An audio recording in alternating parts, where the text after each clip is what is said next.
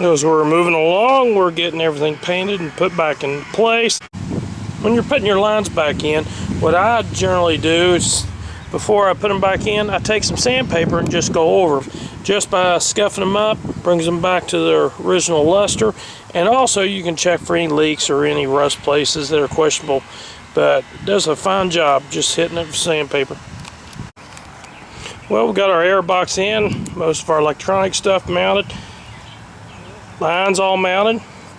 Still got to clean up the brake booster and get all that rehung. But, you know, I've nicked some paint, some couple places. When you're nicking paint, don't panic. You can just mix up a little bit and just touch it up. It'll look fine.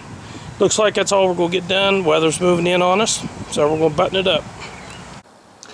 Reason this segment's been taking a little bit longer to film and put together is paying attention to detail, to the small stuff. You know, like this brake booster, it's taken me several days to go through, clean everything up, check it, make sure the seals are all in fine shape.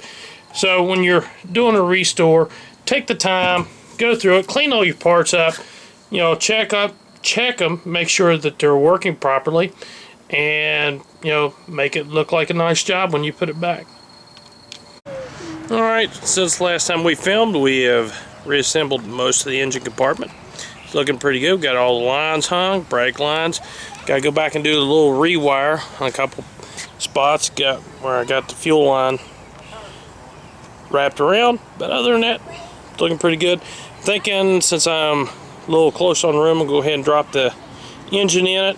We'll start it up, get it running, make sure it's mechanically sound, and probably then start working on the interior and the body work. That way I'll have a rolling chassis and get it moved around. Well, we have our transmission cleaned up, rebuilt, resealed.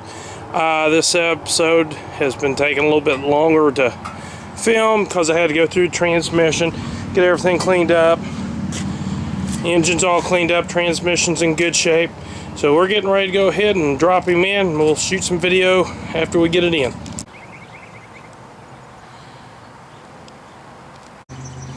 A little closer on getting it in.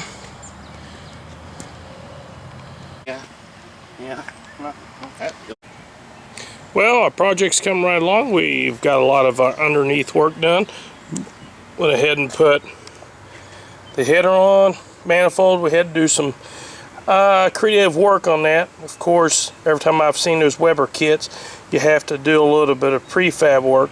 They don't generally fit very well, so you have to go take a grinder and maybe a drill and hollow out the holes a little bit. It is fitting pretty good now. Everything looks good and sealed up. Still haven't got the wiring on. We're still working on that. But got a lot of stuff hung, moving right along. Well, we've been working on it most of the day, just getting everything lined up, hooked up, you know, some modifications, getting the Weber down draft kit on it. It's cleaned up pretty good. Doesn't look too bad. Probably have it finished next weekend. We'll have all the underneath side is completed. So we'll probably go ahead and post everything we have thus far.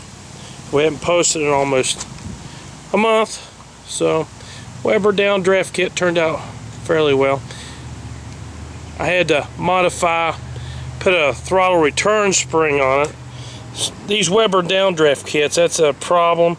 They generally come with a lot of good stuff, but you have to go and still modify what you have just to get everything to work. So we're going to go ahead and post it, and we'll get it running probably next weekend. We'll throw that up as well.